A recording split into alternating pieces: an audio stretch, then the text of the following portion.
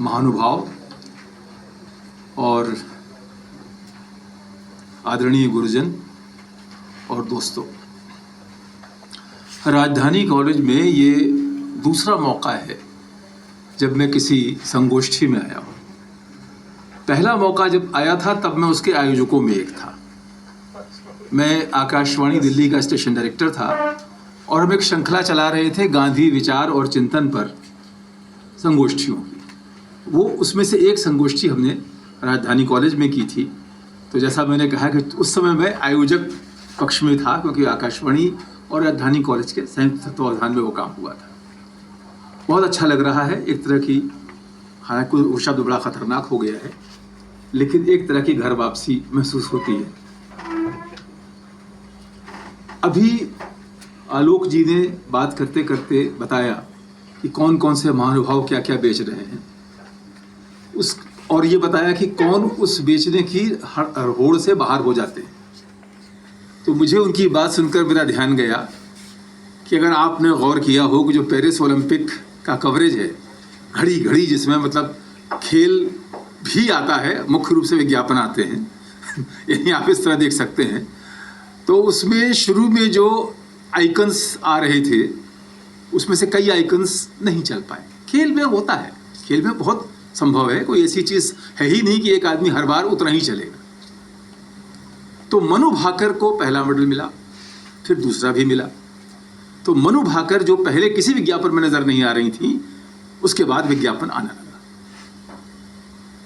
तो ये जो आपने बताया बाजार की महिमा की बात, कि अब जो नहीं चले उनके विज्ञापन किस काम के, जो चल गई फिलहाल उनका विज्ञापन चलेगा। परसाई जी से मेरी पहली भेंट 1979 में कभी हुई। मैं बनारस में पढ़ता था, BHU का छात्र रहा हूँ। आपके प्रिंसिपल साहब होते तो मैं कहता कि मैं भी भौतिक शास्त्र का विद्यार्थी था। तो लेकिन उसके बाद मैं पत्रकारिता, जनसंचार वगैरह और अंग्रेजी साहित्य पढ़ा करके पहली नौकरी करने जबलपुर पहुंचा, और दिमाग में ये बात थी कि मैं हरिशंकर परसाई के शहर जा रहा हूँ। कुछ दिनों बाद उनके पास मिलने गया, कोई ले गया मुझे। मेरी 22 साल की उम्र थी। तो एक बहुत बड़े लेखक से मिलने का जीवन में पहला ही मौका था। काफ़ी चिंतित था मैं, कुछ घबराया सा। तो मैं गया, प्रणाम किया, और उस समय तक क्या था, ये मेरा एक दुख है कि परसाई जी का जो सामाजिक जीवन जबलपुर में था, जिससे जो कुछ उनकी रचनाओं में छनकर आया है, जो चरित्र उनके आए हैं, एक के बाद एक चरित्र अगर आप देखें तो बताते हैं लोग कि वो जबलपुर के तमाम लोग हैं जो उनके, क्योंकि वो लगातार चलते फिरते, समाज में व्याप्त रहते थे, समाज में उठते बैठते थे। राजेंद्र शर्मा एक अच्छे कवि हैं भोपाल के, बताते हैं कि जब वो पढ़ने के लिए जबलपुर आए थे और एक बार छात्र आंदोलन में पकड़ लिए गए थे, तो परसाई जी रात दिन दौड़े थे कि उनको वहाँ से निकालना है। एक साहित्यकार लड़का है, उसको निकालना है। तो मेरा दुख ये है कि जब मैं जबलपुर पहुँचा और परसाई जी के पास जा सका, तब तक वो फिसल कर गिरे थे, टांग में चोट आई थी बड़ी, उसका ऑपरेशन ठीक नहीं हो पाया, और परिणाम ये हुआ कि फिर वो अपने आप चल फिरने की स्थिति में नहीं रह गए। तो हम जब उनको देखते थे तो वो अपने घर में या तो अधलेटे होते थे या बैठे होते थे टेक लगा करके, तो बातचीत होती थी। तो एक तरह का आप कह सकते हैं, एक शब्द है, मार्क्सवाद की बात चली तो एक शब्द वहाँ होता है स्टडी सर्कल, जहाँ पर आप जानकारियाँ विषयों पर लेते हैं, बात करते हैं। तो परसाई जी के घर में जब भी जाके बैठो तो वो एक स्टडी सर्कल होता था। बहुत से लोग होते थे, बहुत सी बातचीत हो रही होती थी। और जो बात अभी कही गई कि खूब पढ़ना, तो ये बात परसाई जी बार बार दोहराते थे कि भाई लेखक हो तो साहित्य तो खूब पढ़ो ही, और सब तरह का साहित्य पढ़ो, यानी कि भारतीय साहित्य पढ़ो, भारत में अलग अन्य भाषाओं का साहित्य पढ़ो, विदेशी साहित्य के बड़े नाम पढ़ो, पर साथ साथ जैसा उन्होंने कहा कि अर्थशास्त्र भी जानो, राजनीति भी समझो, समाजशास्त्र भी समझो। ये सब कुछ मिलकर के ही वो दुनिया बनाते हैं जो आपको अपनी रचनाओं में लानी है। तो एक तरह से लगातार वो एक बात वहाँ होती थी, और मैं समझ सकता हूँ कि मैं कह सकता हूँ कि वो एक जीवन की मतलब मुक्तिबोध का जिक्र अर्चना जी ने किया था कि मुक्तिबोध पर उन्होंने संस्मरण लिखा। मुक्तिबोध और परसाई में एक बड़ी अद्भुत समानता है। समानता ये है कि आज़ादी मिलने के बाद जो एक शुरू में एक सपनीली सी रुमानियत थी, स्वाभाविक सी, कि अब हम आज़ाद हो गए, देश हमारा अपना हो गया, सब कुछ बहुत अच्छा होगा। तो फिल्में बनी इस तरह की, आप देखिए, छोड़ो कल की बातें, कल की बात पुरानी, नए दौर में लिखेंगे हम मिलके नई कहानी, हम हिंदुस्तानी। तो ये एक सपना था, और वो सपना जायज़ था, उचित था, ठीक था, उसमें कोई बुराई नहीं थी। लेकिन सपने और यथार्थ में फ़र्क तो होता है। तो उस यथार्थ को, उस मोह भंग को जिन लोगों ने पकड़ना शुरू किया, नेहरू युग था वो, और नेहरू की बड़ी आलोचना आजकल हो रही है, मतलब लेकिन नेहरू के उस सपने में, उन कार्रवाइयों में, उन गतिविधियों में जिन कुछ रचनाकारों ने सबसे पहले बताया कि नहीं, सब कुछ ठीक नहीं है, उसमें मुक्तिबोध है, जिनकी बहुत बड़ी कविता है और बहुत महान कविता है। शायद आपने नाम सुना हो, अंधेरे में, जो एक फैंटेसी है बड़ी, और जिसके अंदर बताते हैं कि समाज किस तरफ जा रहा है। और गद्य में कई लोगों ने काम किया, लेकिन जितनी समग्रता के साथ परसाई जी ने किया। और मुक्तिबोध की कविता की एक पंक्ति है, इसलिए कि जो है उससे बेहतर चाहिए।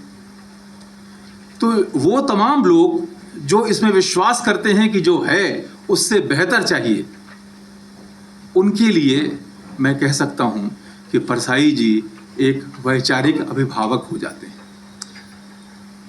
एक शब्द, अंग्रेजी का एक पद है जो बड़ा लोकप्रिय है, फ्रेंड, फिलोसोफर एंड गाइड। तो मैं कह सकता हूं आपसे कि परसाई जी उन तमाम लोगों के लिए जिनकी आंखों में एक बेहतर दुनिया का सपना है, उनके लिए फ्रेंड, फिलोसोफर और गाइड थे। मैं कुछ इसके बाद उनसे मिलना जुलना मैं हमारा जाना बैठना, एक बात आपको बताना चाहूँगा कि जब पहली बार मैं गया और परिचय दिया कि मैं कौन हूँ, क्या नाम है, बनारस से आया हूँ, पिताजी माताजी वहाँ रहते हैं, वगैरह वगैरह, और उसके बाद बैठ गया चुपचाप, बाकी लोग बात कर रहे थे, सुनता रहा। उसके 3-4 महीने बाद फिर जाने का मौका आया, तो मैंने जाकर सबसे पहले बताया कि मैं एक बार पहले आया था और आपसे मिला हूँ पहले। उन्होंने कहा, पिताजी कैसे हैं आपके, उनके उस काम का क्या हुआ जो आप बता रहे थे। मैं इतना चकित हुआ, इतना बड़ा आदमी, उसे इतने छोटे आदमी के बारे में इतना याद है। तो मनुष्य से प्रेम करना, मनुष्य से लगाव रखना, ये एक बहुत बड़ी चीज़ है। जो परसाई का व्यंग्य है वो प्रहार करता है, तीखा प्रहार करता है, धज्जियां उड़ा देता है विसंगतियों की, पाखंड की, विडंबना की, पर उसके मूल में करुणा है। मेरा मानना यह है, यह करुणा है जो उनको शिखर पे ले जाती है। क्योंकि अगर आपको सिर्फ हमला ही करना है तो उसकी सीमाएं हैं, पर अगर आप रचना चाहते हैं, संसार को बेहतर बनाना चाहते हैं, तो उसके पीछे करुणा।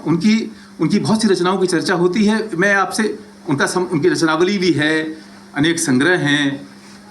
मैं ये जिक्र करना चाहूँगा ज्ञानरंजन, जो हिंदी के बहुत समर्थ कथाकार हैं, पहल पत्रिका के संपादक के रूप में उन्होंने बहुत बड़ी भूमिका निभाई। उनका संपादित एक संग्रह है प्रेमचंद के फटे जूते, इस नाम से परसाई जी का एक लेख भी है, जिसमें वो लिखते हैं कि एक फोटो है जिसमें प्रेमचंद बैठे हैं अपनी पत्नी के साथ और उनकी उंगली झांक रही है जूते से, और वो कहते हैं कैसा आदमी है कि फोटो खिंचाते समय भी ध्यान नहीं रहा। हमारे समय में लोग चेहरा, मतलब मन कितना भी काला हो पर चेहरा और जूते जो बड़े चमकते हुए होते हैं। तो ये वो लिखते हैं। इसमें ज्ञान जी ने ऐसी कई रचनाएं चुनकर दी हैं, अगर आप उसको देखेंगे। देखिए, परसाई जी की बहुत प्रसिद्ध रचनाएं हैं, अकालोत्सव है, इंस्पेक्टर मातादीन चांद पर है, भोला राम का जीव है, रानी नागफनी की कहानी है, एक लड़की 5 दीवाने है, बहुत सारी रचनाएं, मतलब मैं कुछ नाम ले रहा हूँ। पर जैसे उनकी एक रचना है रामदास, जो इसमें है। रामदास कौन है? एक बड़ा सामान्य सा आदमी जो किसी अखबार में काम करता है। हमेशा वो, उससे कुछ भी पूछा जाए तो कुछ देर सोचता है, फिर अपने को ऐसे माथे पर ठोका लगाता है और फिर एक जवाब देता है। वो जीवन से मारा हुआ है, जीवन से हारा हुआ है, पर जी रहा है। उसके बच्चे हैं जो किसी और शहर में रहते हैं, और परसाई जी लिखते चले जाते हैं उसके बारे में, और तब आप पाते हैं कि उनका दिल किसके लिए रो रहा है, किसके साथ खड़ा है। तो दूसरी बात जो मैं कहना चाहता हूँ कि पक्षधरता, अभी चर्चा हुई विचारधारा की, मैं कहना चाहता हूँ कि इसे एक सीमा के रूप में भी देखा जा सकता है अगर आप देखना चाहें। पर मेरा मानना ये है कि उन्होंने चूंकि अपने अध्ययन के हिसाब से, अपने विवेक के हिसाब से, क्योंकि मैं आपको बता दूं कि परसाई जी एकदम सीधे मार्क्सवादी नहीं हो गए थे। काफ़ी लंबे समय तक वो जो लोहिया शैली का समाजवाद है, जो कि हिंदी प्रदेशों में बहुत लोकप्रिय था एक ज़माने में, और हिंदी के बहुत से रचनाकार मतलब उससे प्रभावित थे। रघुवीर सहाय, सर्वेश्वर सक्सेना, बहुत सारे बड़े बड़े नाम है, बहुत बड़े नाम है, दिग्गज नाम है। तो लेकिन परसाई जी उससे गुजरते हुए अंत में मार्क्सवाद तक पहुंचे। आपकी उससे असहमति हो सकती है, लेकिन जैसा उन्होंने कहा कि मार्क्स आपको क्या देता है तो वो आप उससे प्राप्त कर सकते हैं। बहरहाल तो मैं अब आपको ये बताना चाहता हूं, क्योंकि नौजवान लोग सामने हैं, कि किस सहजता से वो अपने पाठक के मानस में बैठते हैं और उसमें क्या क्या खलबली मचाते हैं। इसका एक प्रत्यक्ष उदाहरण मैंने देखा है। आकाशवाणी में जब मेरा सिलेक्शन हो गया और मैं रायपुर पहुंचा तो वहाँ हमारे पड़ोस में एक परिवार, मतलब कई मित्रों का एक ग्रुप था। उसमें से एक लड़का था जो कि एक जमींदार परिवार से आया था। तो उसके यहाँ एक लड़का उसके गांव का काम करता, वो एक तरह से उसका घरेलू नौकर भी था और संग संग वो 10वीं 11वीं में किसी क्लास में पढ़ता भी था। ये बच्चा जो है, चूंकि हम पड़ोस में थे तो कभी कभी मेरे आ जाता था कि ये काम है, वो काम है, वगैरह वगैरह। एक दिन वो मेरी किताबों को देखते देखते उसने कहा कि भाई साहब मैं कुछ पढ़ने के लिए ले सकता हूँ। मैंने कहा ले जाओ जो पढ़ना चाहो। तो उसने कोई प्रसिद्ध लेखक जो उसको याद रहे होंगे, उसने किताब उठाई और ले गई। तो 3 दिन बताया, बोला मैं तो इस लायक हूँ नहीं कि बड़ा साहित्य पढ़ सकूँ, मुझे कुछ ठीक समझ में नहीं आया, तो ऐसा ही है, किताब वापस कर रहा हूँ। तो मुझे देखा कि परसाई जी की किताब सामने थी। मैंने कहा अच्छा इसको लेके जाओ। वो ले गया। उसके बाद वो फिर आया। मैंने कहा भाई ये पुस्तक तुम्हें कैसी लग रही है? उसने कहा कि अच्छी और बहुत नई तरह की। फिर उसने पुस्तक कुछ अंशों को दिखाया और कहा कि इसको मैंने कुछ इस ढंग से समझा है, क्या सही समझा है? 2-4 बातें मैंने कही जो उसने ध्यान से सुनी और फिर कुछ सवाल किए। तो एक सिलसिला बन गया और मेरा ध्यान इस पर गया कि वो ज़्यादातर सही जगहों पर ठहरता था और खरे सवाल करने लगा था। स्वाभाविक ही मुझे अच्छा काम होता हुआ मालूम पड़ रहा था। कुछ दिनों बाद हमारे जो जमींदार मित्र थे, एक दिन वो भन्नाते हुए आए, बोले दिमाग खराब हो गया उसका, बहस करता है, सवाल पूछता है, कहता ये काम, मैंने वो चला गया काम छोड़कर, कहता मैं अपने पढ़ाई के लिए अपना काम कर लूँगा। मैंने नहीं बताया कि इसमें मेरा भी कुछ हाथ है। यानी उस लड़के के सवाल पूछने और बिगड़ जाने में उनके अनुसार मेरा भी योगदान है। मुझे इतनी खुशी हुई कि मैं आपको क्या बताऊँ। तो ये परसाई करते हैं। परसाई, अच्छा ये कैसे होता है? ये काम उनका साहित्य तब भी करता था, अब भी करता है। देखिए विद्वानों की मंडली में, जैसा कि मतलब मैं तो विद्वान नहीं हूँ पर तमाम अन्य विद्वान लोग हैं, तो उनकी मंडली में उनके विषय विस्तार, अद्भुत विश्लेषण क्षमता, अभिव्यक्ति कौशल, विचारधारा और जीवन अनुभव मिलकर कैसे रचना के लिए आपको सामग्री देते हैं, इसकी चर्चा होती है, होनी भी चाहिए। पर वो बहुत पढ़े लिखे व्यक्ति को भी आसानी से समझ में आते हैं। और चूंकि व्यंग्य के गठन में अक्सर कौतुक और हास्य विनोद रचे बसे ही होते हैं, शुरुआत तो वहीं से होती है ना, तो इसलिए मैं गलत समझे जाने का खतरा उठाकर कह रहा हूँ, उन्हें पढ़ने में आनंद भी आता है, मज़ा भी आता है। तो शुरुआत इससे होती है कि आपको पढ़ना अच्छा लगता है। और उसके बाद क्या होता है कि ये जो आनंद है, ये विलास का या शगल वाला आनंद नहीं है, बैठे ठाले का आनंद नहीं है। ये आनंद ऐसा है जो चेतना को सजग करता है और इस तरह अपने पाठकों को रुचि और तन्मयता के साथ पढ़वा लेते हैं और फिर उसके बाद हम हंसते मुस्कुराते हुए शुरू करते हैं और फिर चौंकते और संभलने लगते हैं।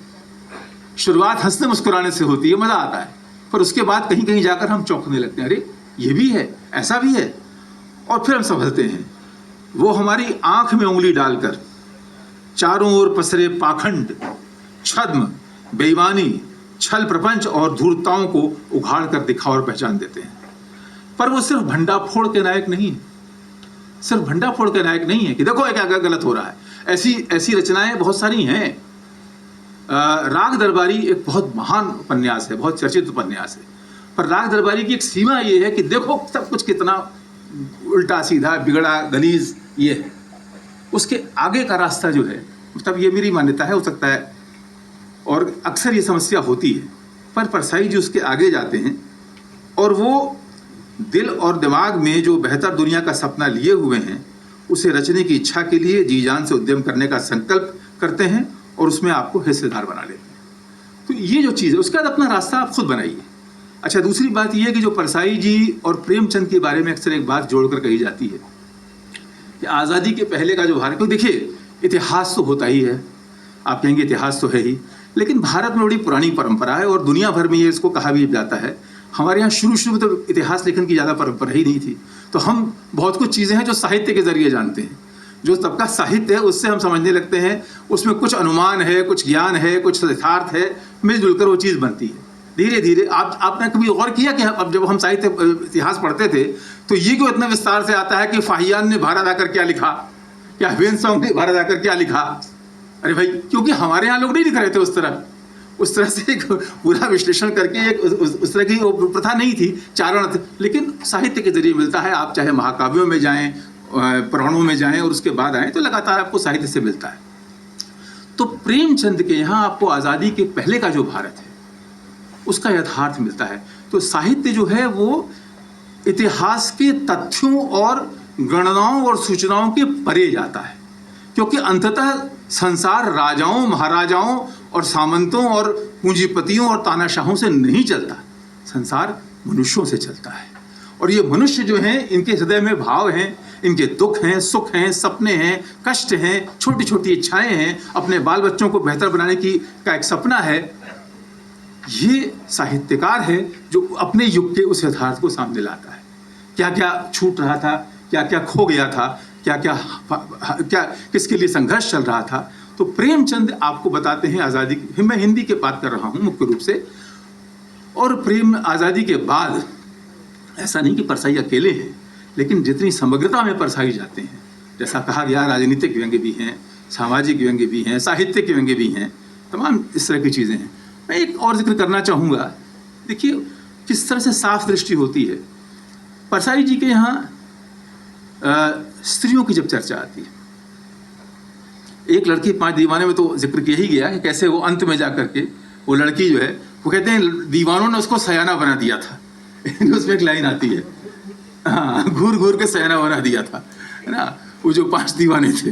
लेकिन उसके बाद परसाई जी एक आपको दूसरा बताता हूँ। देखिए इसको आप इसको ध्यान से समझिए। एक उन्होंने लिखा है कि मैं एक शहर गया, वहाँ पर एक कार्यक्रम में हिस्सा लिया। शाम को एक साहब आए कि आप कब तक हैं सर? कल शाम जाऊँगा। तो कल सुबह हमारे घर आइए ना, चाय वाय पियेंगे, और मेरी पत्नी और हम दोनों आपके बड़े पुराने पाठ हैं, बड़ा अच्छा लगता है। चलेंगे।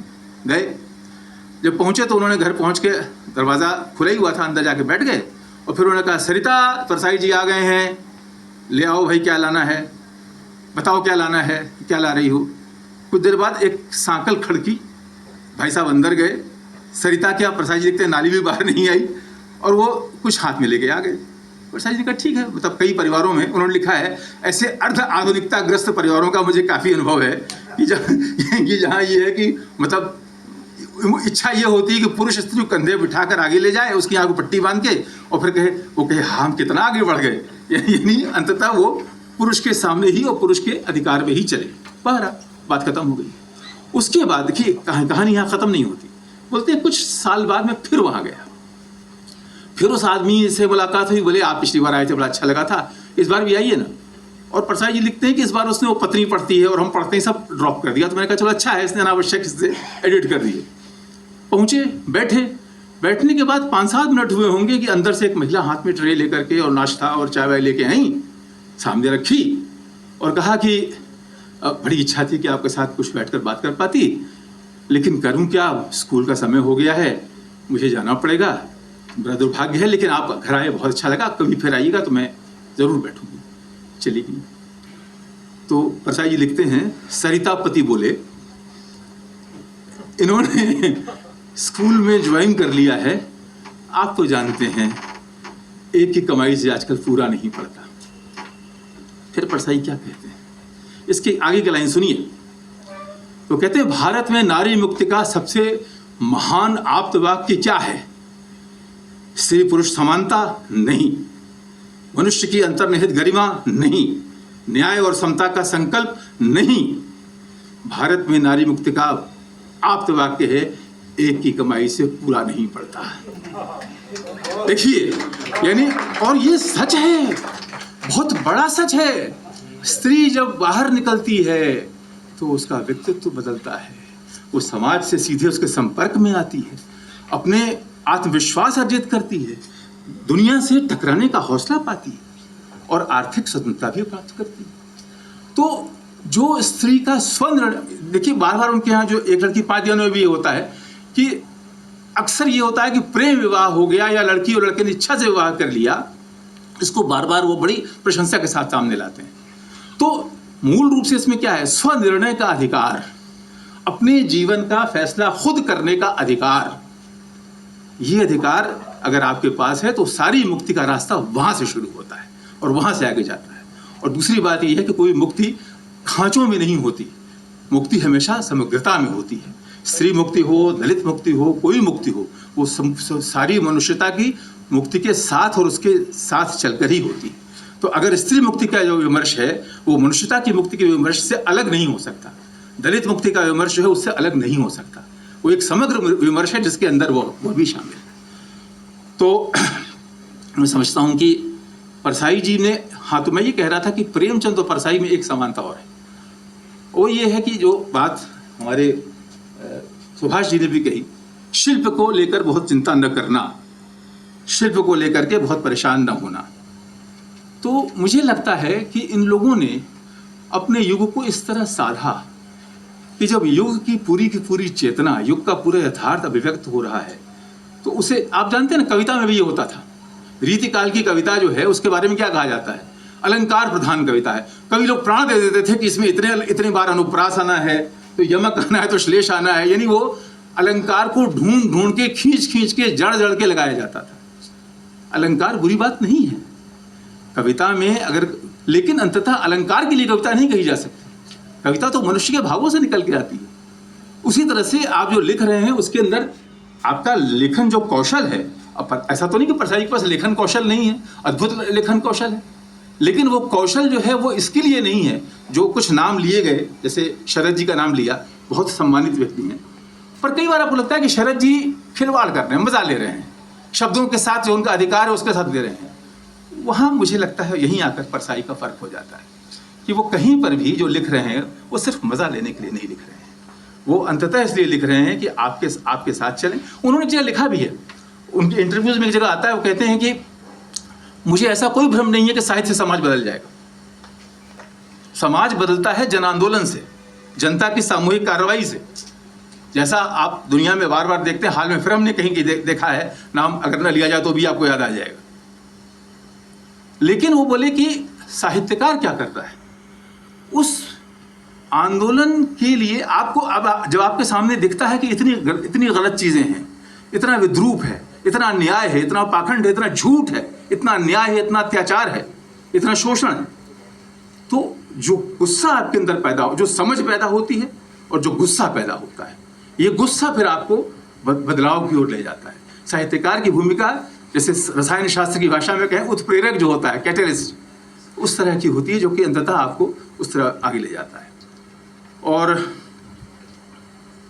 तो मैं कहना चाहता था कि प्रेमचंद और परसाई में एक समानता ये है कि पूरा युग उनकी रचनाओं में बोलता है, इसलिए वो शिल्प अपने आप, रचना का कथ्य जो है अपना शिल्प ढूंढ लेता है कहीं पर। वो बहुत उनका ऐसा नहीं, अगर आप उनकी एक बारात की वापसी पढ़ लीजिए, आप हंसते हंसते हिल जाएंगे, बारात की वापसी, जिसमें, लेकिन वो उसमें इस तरह की बातें आती हैं कि बस का प्रत्येक पुर्जा प्रत्येक दूसरे पुर्जे से सविनय अवज्ञा आंदोलन कर रहा था यानी कोई किसी में कोई फिर उन्होंने लिखा कि कुछ देर बाद उसका इंजन बोलना शुरू हुआ और इतना बोलने लगा कि हम सबको लगा हम इंजन में ही बैठे हैं। तो जो हमारे यहाँ अद्वैत है, कोई द्वैत नहीं रह गया, बस इंजन यात्री सब एक साथ हो गए। तो ये देखिए, यहाँ एक बात मैं यहाँ और जोड़ दूँ, उसका मैं अंतिम बात कहूँगा, वो ये कि परसाई जी का जो अध्ययन है, मतलब उन्होंने भारतीय साहित्य, क्लासिकल साहित्य, भक्ति काल का साहित्य, तुलसीदास को कितना उन्होंने कोट किया और कैसा कोट किया है, मिथकों को, मिथक, भीष्म, अर्जुन, भीम, राम, कृष्ण, श्रवण कुमार का एक अवग्राह पढ़ें, वो कहते हैं कि जो युवा पीढ़ी है वो श्रवण कुमार की तरह अंधों को कंधे पर बिठा के न दौड़, या वो अंधे लोग अपने को युवा पीढ़ी कंधे पर टांग के न चलें। युवाओं को चाहिए कि वो कहें कि आप आराम से बैठिए, हम अपना रास्ता बना रहे हैं। ये एक बहुत मतलब अनोखी बात जो है ये परसाई जी कहते हैं। और एक दो बातें और छोटी छोटी, फिर मैं अंत पे आता हूँ। एक तो ये कि परसाई जी संवाद के लिए और संप्रेषण के लिए बहुत उत्कट विकलता वाले रचनाकार हैं। यानी वो चाहते हैं कि मेरे पास कहने के लिए जो है वो आप तक पहुँचे। इसके लिए वो माध्यम के रूप में, जब मैं आकाशवाणी में रहा, मुझे पता है बहुत से रचनाकार होते हैं जो आकाशवाणी में उनको बुकिंग ना मिले, क्षमा कीजिएगा, 3 महीने ना मिले तो फ़ोन आता है, क्या बात है भाई, भूल गया क्या, मिनिस्टर से बात की जाए क्या। ये भी मैंने देखा है। आईबी मिनिस्टर तो वैसे आपकी बड़ी तारीफ करते हैं, मैं उनके बात नहीं गया था, लेकिन मैंने कहा आईबी मिनिस्टर मुझे जानते ही नहीं। लेकिन ये है तो ये चलता है। परसाई जी को आप 3 साल ना बुलाइए, कुछ नहीं कहेंगे। बुलाएंगे, अगर विषय उनको ठीक लगा तो जरूर आएंगे, कभी नखरा नहीं करेंगे, कि कोई नखरा नहीं करेंगे, क्योंकि इस जरिए बात तो पहुंचेगी, एक माध्यम का इस्तेमाल तो होगा। अखबारों में कॉलम उन्होंने लिखे, खूब लिखे, आलोक जी लिख रहे हैं, खूब कॉलम लिखे, और कई कॉलम बहुत सहज ढंग से लिखे, कई बात समझा कर लिखे, अपने साहित्य की तमाम छटाओं को कम करके लिखा। एक देशबंधु में अखबार है वहाँ का, उसमें उनका आता था कॉलम पूछिए परसाई से। उसमें लोग पूछते थे कि अच्छा ये बताइए यूगोस्लाविया में क्या हो रहा है, अच्छा विश्व बैंक जो है वहाँ ऐसे क्यों कर रहा है, और परसाई जी उत्तर दे रहे हैं, बहुत विस्तार से उत्तर दे रहे हैं। आपको पता है, यानी जो दुनिया में सूचनाओं का साम्राज्य है, एक दौर था जबकि ये बात चली थी कि जो ये विकसित देश हैं, इनकी जो रॉयटर्स और एएफपी और एपी जैसी एजेंसीज हैं, आपकी ही इस खबर को ये आप एक अपना चश्मा लगाकर, अपनी कहानी बनाकर आप तक पहुंचा देते हैं, उसके ऊपर एक ट्विस्ट कर देते हैं। तो बात चली थी कि गुट निरपेक्ष देशों को, या जिसको ग्लोबल साउथ कहा जाता है, ऐसे देशों को मिलकर अपना एक बनाना चाहिए कि हमारी चीज़ें हम खुद कहेंगे और हमारे ढंग से कही जाएंगी, क्योंकि छोटा सा ट्विस्ट होता है, उस छोटे से ट्विस्ट में तो कहानी बदल जाती है। एक उदाहरण आपको देता हूँ। भारत में मान लीजिए कहीं सांप्रदायिक कुछ घटना घट गई, आकाशवाणी में हम कहते थे कि 2 समुदायों के बीच में, बीबीसी कहेगा हिंदू मुसलमान के बीच में लड़ाई हो गई, क्योंकि बीबीसी को कोई फर्क नहीं पड़ता हिंदू मुसलमान के बीच थोड़ा लड़ाई और हो जाए, तो हमें पड़ता है। इसलिए हम जब बात करेंगे तो उसको तो ये जो अंतर होता है, इसको परसाई जी बहुत गहराई से इस चीज़ को समझते थे और इस बात को पेश करते थे कि आप उसको देखें। और मैं युवाओं के बीच हूँ, उनके 2 अंश में पढ़ना चाहता हूँ और उसके बाद में बिल्कुल अंतिम बात कहूँगा। उन्होंने कहा है कि एक उनका है, आवारा भीड़ के खतरे, युवक युवतियों के सामने आस्था का संकट है, सब बड़े उनके सामने नंगे हैं, आदर्शों सिद्धांतों नैतिकताओं की धज्जियां उड़ते हुए देखते हैं, वो धूर्तता अनैतिकता बेईमानी नीचता को अपने सामने सफल और सार्थक होते देखते हैं। मूल्यों का संकट भी उनके सामने है, सब तरफ मूल्यहीनता उन्हें दिखती है, बाजार से लेकर धर्मस्थल तक वे किस पर आस्था जमाएं और उसके पदचिन्हों पर चलें, किन मूल्यों को माने। यदि युवकों के पास दिशा हो, विचारधारा हो, संकल्पशीलता हो, संगठित संघर्ष हो, तो परिवर्तन ला सकते हैं। ध्यान से सुनिएगा। पर मैं देख रहा हूं एक नई पीढ़ी अपने से ऊपर की पीढ़ी से अधिक जड़ और दकियानूसी हो गई है। यह शायद हताशा से उत्पन्न भाग्यवाद के कारण हुआ है। अपने पिता से अधिक फंडामेंटलिस्ट लड़का है। दिशाहीन, बेकार, हताश, नकारवादी, विध्वंसवादी बेकार युवकों की यह भीड़ खतरनाक होती है। इसका उपयोग महत्वाकांक्षी, खतरनाक विचारधारा वाले व्यक्ति और समूह कर सकते हैं। इस भीड़ का उपयोग नेपोलियन, हिटलर और मुसोलिनी ने किया था। ये भीड़ धार्मिक उन्मादियों के पीछे चलने लगती है। ये भीड़ किसी भी ऐसे संगठन के साथ हो सकती है जो उनमें उन्माद और तनाव पैदा कर दे। फिर इस भीड़ से विध्वंसक काम कराए जा सकते हैं। ये भीड़ फासिस्टों का हथियार बन सकती है। हमारे देश में ये भीड़ बढ़ रही है, इसका उपयोग भी हो रहा है। आगे इस भीड़ का उपयोग सारे राष्ट्रीय और मानव मूल्यों के विनाश के लिए, लोकतंत्र के नाश के लिए करवाया जा सकता है। कहिए, कुछ याद आ रहा है, कुछ समझ आ रहा है, कुछ दिख रहा है आसपास? ये परसाई कह गए हैं कि युवाओं में सारी संभावना है, सब कुछ वो कर सकते हैं, पर अगर ऐसा हुआ तो यह भी हो सकता है। और अब मैं एकदम अंतिम बात कहूँगा, और वो अंतिम बात ये है कि जब परसाई जी का निधन हुआ तो उस निधन के समय